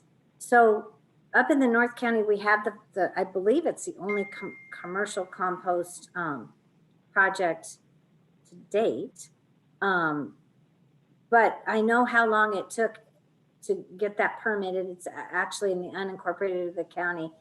And what I think I'm hearing you say is that really the infrastructure facilities will be something that we need to depend on our haulers to do, and be trying to work with them and maybe work with our agencies so that those needs are fulfilled. In other words, the role of the individual agencies, the cities and the county, will be to look into permitting these projects and how it's going to happen and what the projects are going to look like. But it's going to be up to our hauler partners to really act upon the expanded infrastructure needed for our SB 1383 compliance, correct? Yeah, I think that's right. It's not necessarily your haulers, but the plan is relying on the private sector. We're not expecting public sector development of these things. And so your role will be sort of commit the flow of your materials to that facility and agree on a compensation to the facility so it can be funded. So in your experience, have other areas of the state had a difficult time getting private sector to step up, or is that something, like you say, we just do our part and then there will be interest in developing in our county? Yeah, we're underway right now in 3 counties that are adjacent to you, doing procurement processes for the private sector to come in and build this sort of infrastructure. And there is a lot of interest right now from private developers to do that. And because money is cheap right now, it's Yep. good pickings. Okay. Okay, the interest, I guess that's what I was kind of trying to get to. So it's good to hear that the interest will probably follow the demand here. That's all I had. Thank you. Thank you, Debbie. Barbara, was there someone else, or Cheryl? There was one other person. Yeah, it was Yeah. Ms. Yeah. Ortiz. Yeah, thank you so much. I agree with Supervisor Arnold regarding the presentation and really coming into this fresh. It's very well laid out. I also was interested in, one thing I don't know is about the contamination program, contamination management program. What is that exactly? Is that for in case of leakage or something like that, or? So the new state regulations, SB 1383, requires you to monitor how each individual household participates in terms of putting the correct materials into the correct container. And what they're to focus on is keeping the trash out of the recycling and out of the compost so that you get good quality there. I get that. Okay, that's what you're talking about, the flipping the lid, kind of, lid flips. Okay, great. And then back on the communication strategy, the comm strategy for this, I'm assuming that in regards to implementing the strategic plan overall, that comm strategy, because I too agree that I've been a green bucket user for a long time, and I know that a lot of people are just, got to kind of drag them along here on this one. So I'm going to be interested also in how well we can penetrate and have efficient and effective response from the community and participation. So I think that strategy is going to be really important on those, whether it's ambassadors, whether it's students, home, all of it probably in a sense is what I'm thinking. So anyway, that's all. Thank you. Thank you, Dawn. Was there anyone else? Cheryl? Mr. Enns, you have Karen Bright with her hand up. All right.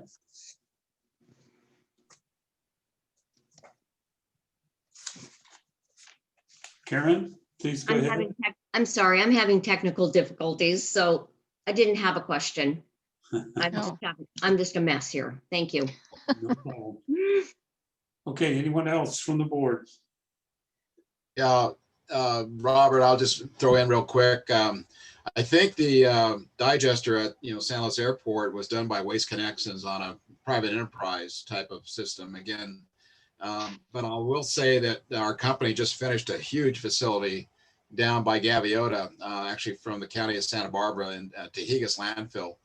That is, I think that one was built by the county, but it makes San Luis look like so small compared. It's huge down there. So they're definitely gearing up, and they're going to be in production here pretty quick with all that. But if we can get, I think, Brooks to look into that, maybe that might be a good report to kind of show the facilities that are starting to be designed and made here, and especially right here close to us, that might get an idea of what we're going to have to get into.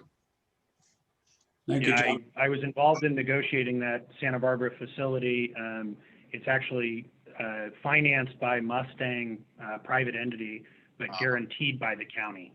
And it is a massive project that I would not recommend to you guys, but something on your scale like that would make some sense.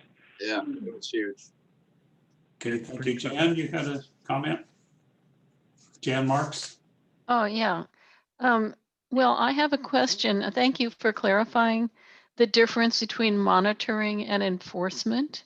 But my question is, if this is being delegated to the cities, obviously that would mean that the cities would incur the cost of hiring someone and training someone to do this enforcement kind of work.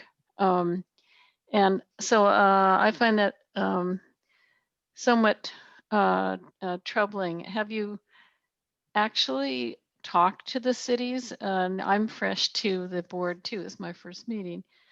Have the cities agreed that they will incur this extra cost rather than having it be something that would be budgeted through the Integrated Waste Management Authority? It's a great question. we made we drew the line where we did based on the input we received from the board in the November meeting. And the direction we got from the board on, I think, an 11-1 vote was that the IWMA would do everything up to the enforcement of the ordinance. And that at the point that a violation was determined, that would be turned over to each individual member agency to decide about enforcement in their jurisdiction. And so the goal would be for the IWMA to really be a helping hand and a supportive entity to all of these folks, not to be the enforcement agent. And that was the board's policy direction at the November meeting. So that's how we've oriented this. That's certainly, yeah, we did it based on board direction. So there's the question also of uneven enforcement if it's delegated out like that. So that, I mean, I'm more familiar with the Air Pollution Control District and the way that they handle, you know, a county-wide enforcement operation with my 8 years on the Air Pollution Control District back in the day. So what happens if a jurisdiction decides to not enforce these violations? Does the city or the county then become liable for lack of enforcement? Is there any kind of legal liability or appeal? I'm just concerned that this could result in a lowering of the standard that we need to maintain as a county as a whole. It's a good question. So each individual jurisdiction, each city and the county, not the special districts, each city and the county have liability for the enforcement. If you fail to enforce, CalRecycle can come down and issue compliance orders, and ultimately, if you fail to follow through on the compliance orders, issue fines. So there is individual accountability to the entity performing the enforcement. So if one entity does a great job and one entity does a poor job, the entity doing a good job isn't affected by the other party. Okay, thank you. Robert? Yes. As you know, at the executive committee meeting, I brought up kind of some very similar questions to what Jan just brought up, and have actually emailed back and forth with Rob and Brooks on those. But in doing so, I've kind of come to be more accepting of the idea that the IWMA is simply not set up to do this kind of enforcement. Because I mean, I had the same concern that we as a city, frankly, don't want to be in the garbage enforcement business. And we're not all that good at that kind of code enforcement. And my concern is that if we fail to do so, are we imposing imposing a potential liability on individual jurisdiction, or which, if we're the one failing, might be fair, as opposed to imposing one on the overall jurisdiction. The compliance, is that calculated on a countywide IWMA basis, or is it calculated on the city, on an individual jurisdiction basis? Because my understanding in the past was that we essentially, we jumbled all of our diversion rates together, and we got one diversion rate for the county, if you will. And therefore, it was we as a whole county were in compliance or not in compliance. How will that be affected by 1383, which is going to have far more onerous requirements and far more likely to have individual businesses say no, I'm not going to do this crap? It's an extremely good question, and it's a very nuanced answer that I don't want to go all the way down the rabbit hole, but I'll try and give you a kind of a high-level overview, which is the way that they structured it. You can carpool your liability to the extent that you share responsibility. So, for example, the IWMA will be responsible for record keeping and reporting. If you fail to do the record keeping and reporting to CalRecycle, the penalty would come down, or the compliance order would come down to the IWMA. If each of your agencies are independently responsible for enforcement and you don't do the enforcement, that will be a compliance order and a penalty to the jurisdiction that fails to do the enforcement. So there's sort of a responsibility matrix to this that ties to the liability. The good news is you can carpool your liability to the extent you're a JPA on those things you're doing together. But when you don't do them together, you each maintain your independent responsibility and liability.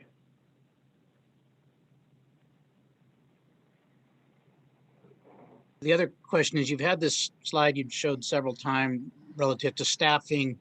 If we all try to do this separately versus staffing, if we try to implement 1383 more collectively through the IWMA JPA. And, you know, IWMA has never issued a citation to anybody. And I think we're all happy enough with that because education has been working. And this paradigm would be that, you know, IWMA would go out, do the monitoring, and I'll say even do compliance in the sense of telling somebody whether they're in compliance or not, but they wouldn't do enforcement because IWMA in effect doesn't have a ticket book. Like every one of our cities has a police department and a code enforcement officer, you know, who can write a citation and has an established process for that. IWMA does not. I think the question to follow on with Jan's original point would be, is it going to take each of us more time, effort, and money to write, 1383 related citations through each of our jurisdictions, or would it be cheaper to have the IWMA become the ticket writer? Because I'm not sure what that would entail. It's a really good question. It will have to do with the extent of enforcement that you're doing.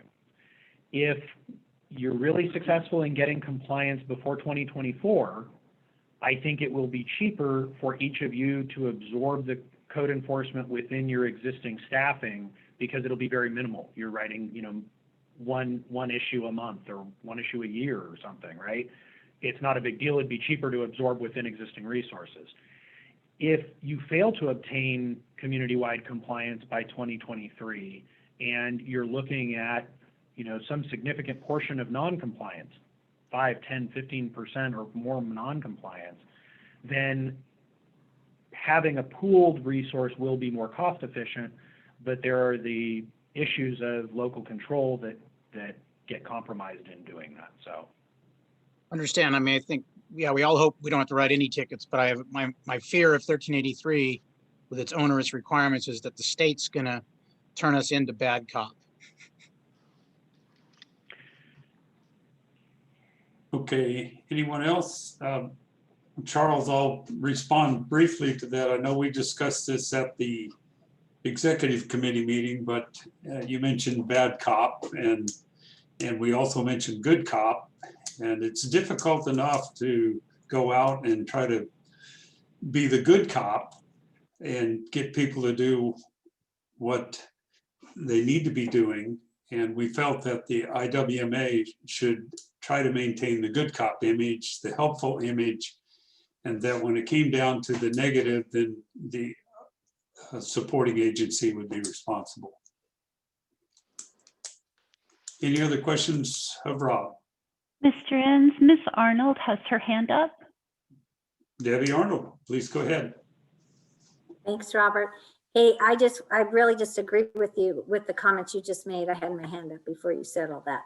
But I do think it's important that we at least give this a try. We had a lot of discussions, as we all know, last year in that the different cities and the county wanted to take different approaches and bigger hammers or lesser hammers. And I'm glad that this strategic plan allows for that kind of flexibility.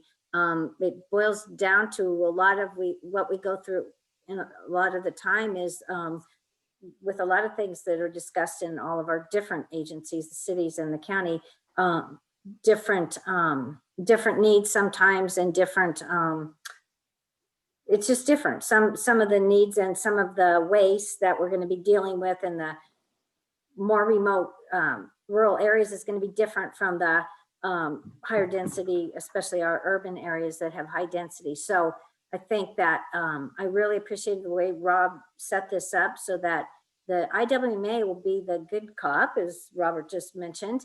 And I think that will get a lot, that'll go a long way with the public. If our jurisdictions, if there's areas of the county that are having difficult times complying with SB 1383, that's not new to the county. We already do have to enforce sometimes, and so do the cities when there's laws being broken. And to me, this will be just another set of regulations that we will have to comply with as a city or a county. But the enforcement is built in. It's to some, we all have to use enforcement now and then. Anyway, I think this approach is going to be the best. And with IWMA trying to have that educational component, we'll go a lot further if we're not the ones, like you say, with the ticket book. Thank you, Debbie. Anyone else? Okay, I'd like to open briefly to public comment. Barbara? At this time, any attendees that wish to make a comment on this item can raise their hand. Or if you're on the phone, you can press *9. We have one hand raised. Okay, caller, if you wish to unmute yourself, you need to hit *6.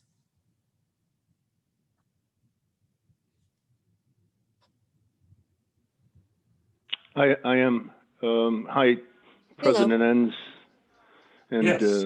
board members. It's Ron Kroll with North County Compost and Recycling, and I wanted to expand a little bit on what Supervisor Arnold and President Enns spoke a little bit regarding objective number 1 in the slide item number 11 that Rob Hilton covered.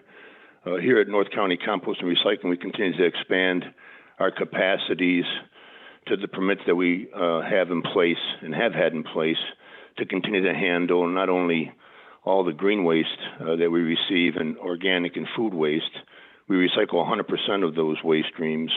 In addition to that, here at the facility and over at our compost facility in Creston, we recycle 90+% of our C&D, which we handle, which again, both of those numbers are high and both those numbers have the ability to be expanded on for a couple reasons. One, we continue to look at SB 1383 as an opportunity to help jurisdictions meet their procurement requirements as they look to expand on purchasing more and more green and organic materials made. Our bandwidth is in place and ready to be expanded on. But in addition to that, as you look for investments from private sector, we've already made the investment and we continue to expand that investment. And we believe item 9 on objective 1 also has been a focus for us as we recently just invested $1 million into solar here, both at our Paso Robles plant and also at the Creston facility to help not only just reduce our footprint, but of course to expand our available power to not only process greater amounts of organic food and green waste, but also make greater products that we can sell back as wood chips, organics, gypsum mix, and other components that help the procurement requirements met in SB 1383.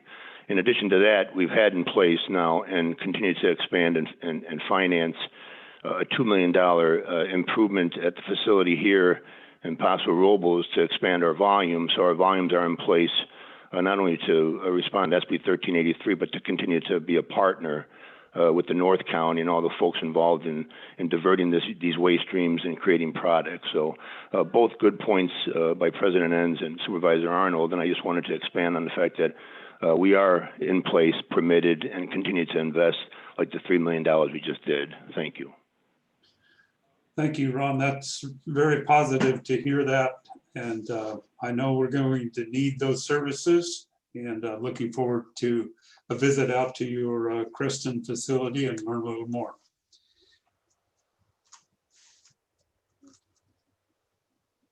So I'll close public. Yeah, any other public comment, Barbara? Sorry about that. No, there's no other public comment. Okay, I'll close public comment and bring this back to the board. Are there any further board comments?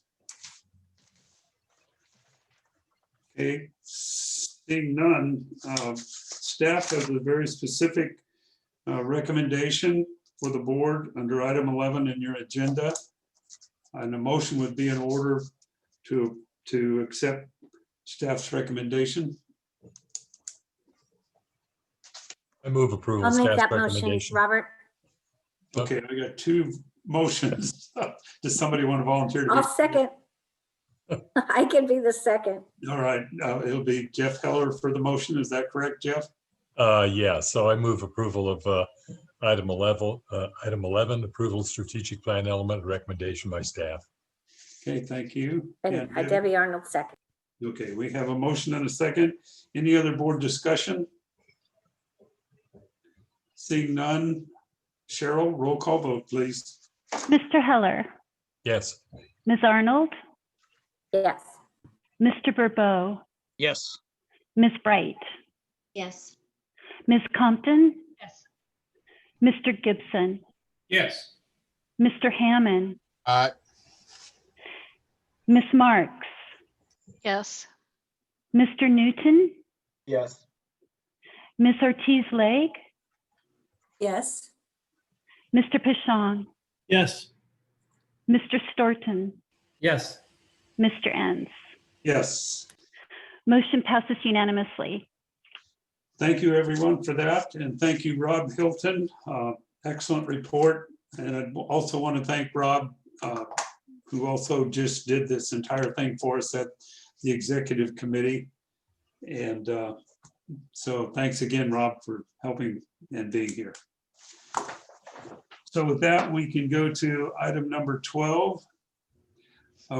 Approval of the additional program manager, and I'll go to Brooks for this item.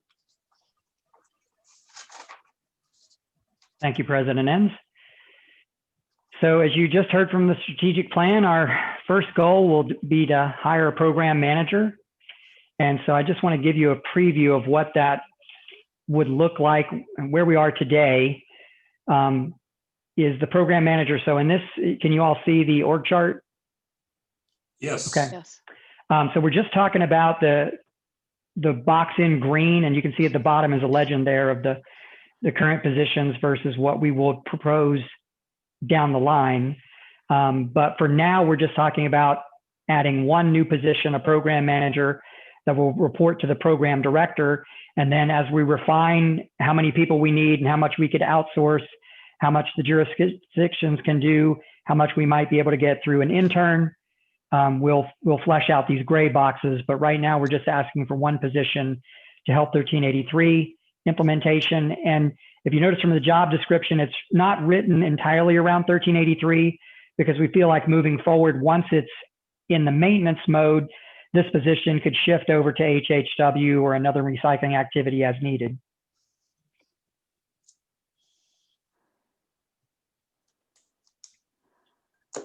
Okay, thank you, Brooks.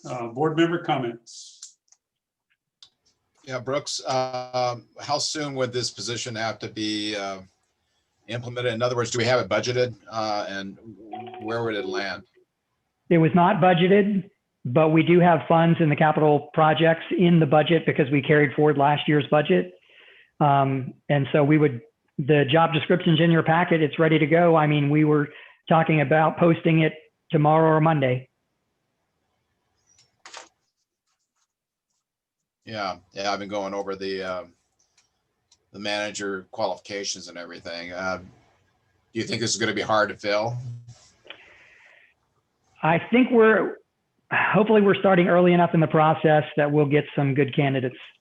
Right, because with every jurisdiction obviously is going to be looking for these kind of people. So that's why I was curious what you're feeling in the industry right now with qualified staff.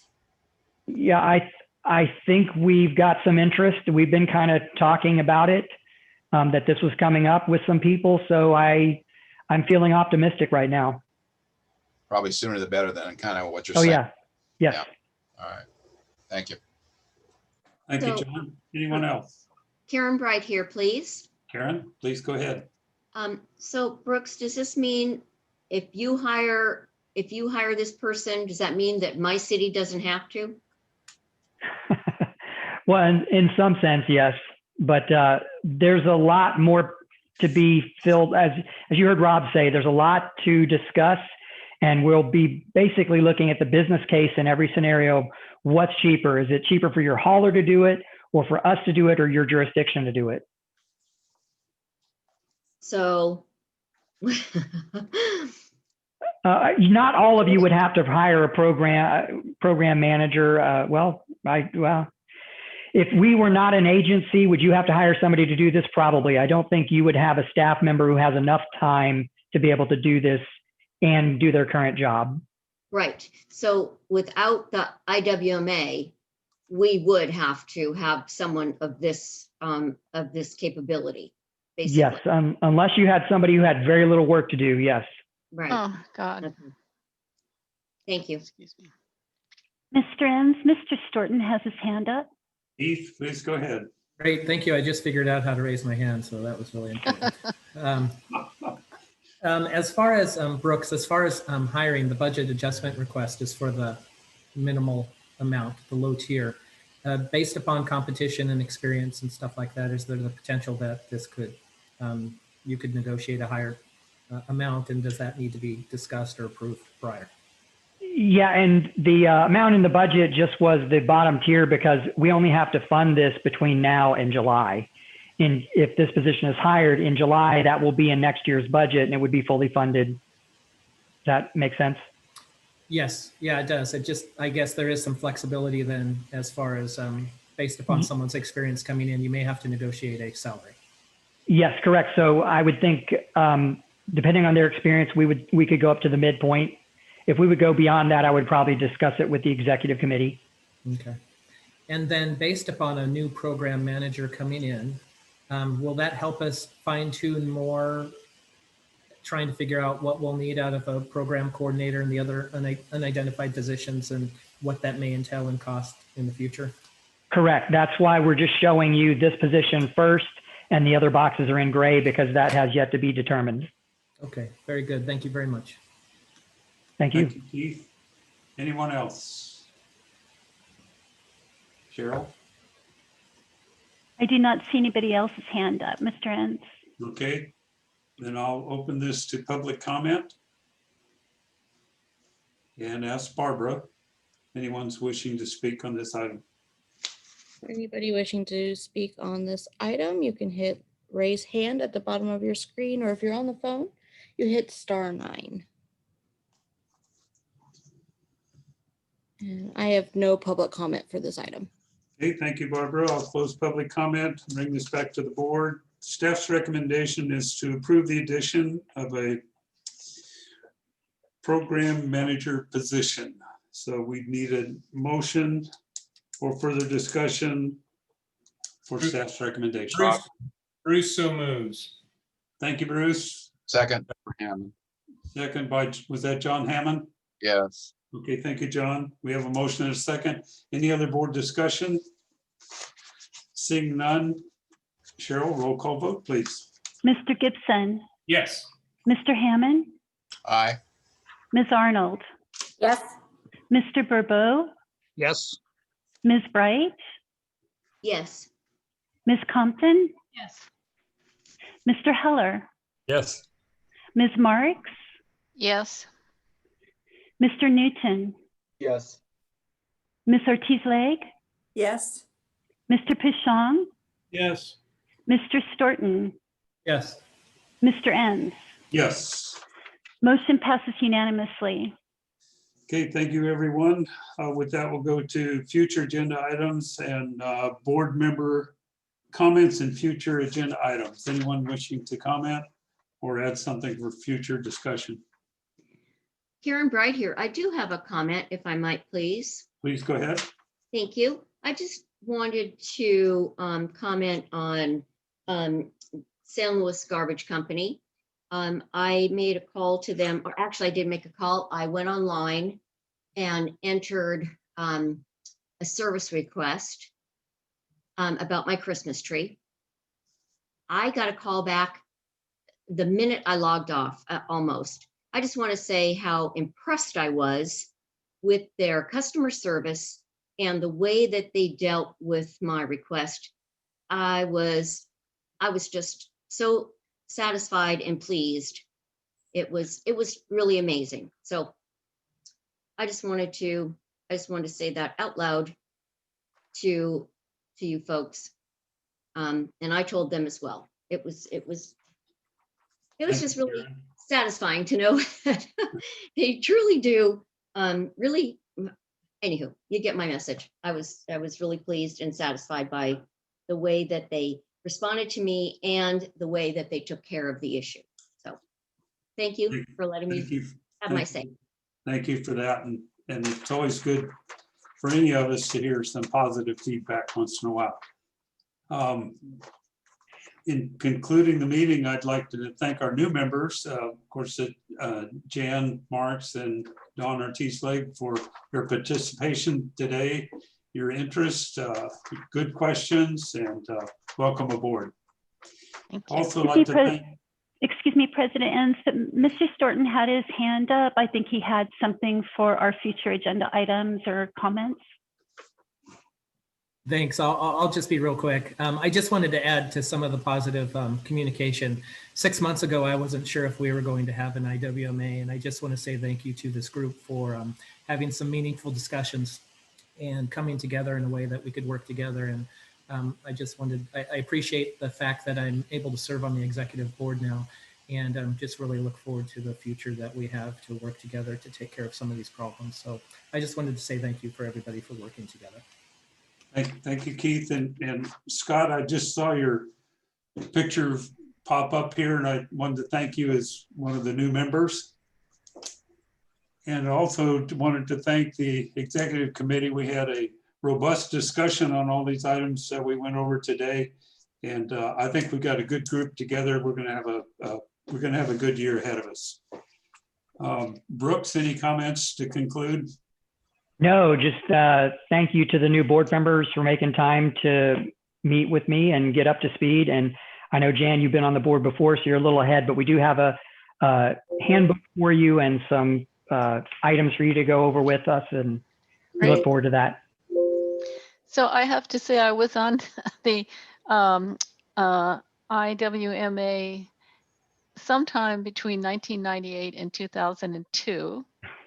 And I was on it for 4 years, and that's when we started talking about the biodigester. So I just want people to know how important long-term planning is, because it seems like it takes forever to actually have something happen. And as soon as I get my COVID vaccinations, I want to go visit that biodigester and see it in person. I still haven't seen it. So thank you. Robert, John has a John. Yeah, Brooks, here's a comment I think that probably all the agencies, especially the cities, would appreciate. You know, I know our public works director just changed, and we don't really have anybody that has some good background. But what I'm thinking is you might want to schedule some time at our council meetings coming up to do a program basically on what SB 1, you know, this news all 1383 is all about. You know, it's going to be a big learning curve for everybody, obviously, but the more we hear from a professional like yourself and explaining it pretty clearly, you know, once it gets into people's minds, it's going to be easier to be compliant with the, you know, different things that are happening. So maybe you might in the next, you know, 5-6 months start working on that. If you could, I'd appreciate it. Well, and thank you. I appreciate that. Your staff are very up to speed, and we've had some good conversations, and don't undersell them. They're pretty sharp, but your appointment's well taken. Yeah, Christopher's good. But he's all about water, but I just, like I said, he's got a lot on his right now, and so does all of our staff. But again, this is essentially what I'm looking for you as in our JPA here to be able to educate our citizens and indeed the whole county with where we're going. Essentially, we need to get that word out. Yes, sir. Thank you, John. Thank you, Brooks. Any other board member comments? So I'm assuming that Jeff Minery had to leave, and I wanted to thank Natalie for sticking around. Thank you. There you are. Thank you. All right. If there are no other comments, we are adjourned. Thank you, everyone. Thank you. Bye-bye. Thank you. Bye-bye. Thank you. Bye, thank you.